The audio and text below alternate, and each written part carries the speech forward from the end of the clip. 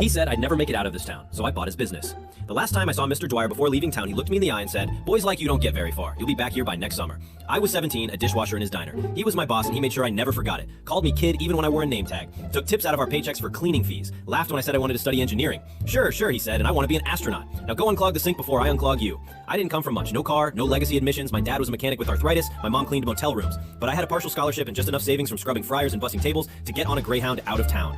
I didn't look back.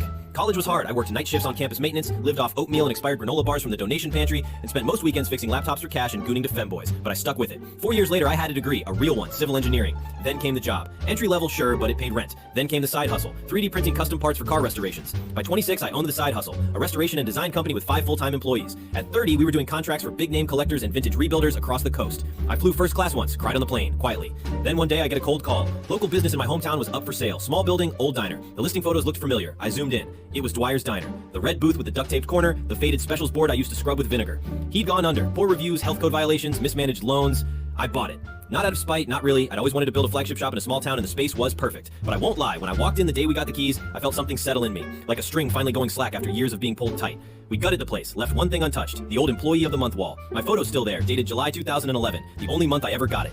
3 months after our grand opening, custom auto shop in the front, cafe in the back, we had a visitor, Mr. Dwyer. He looked smaller, less sure of himself. "I used to run this place," he told one of my managers. She smiled. "The owner's in the back if you want to say hi."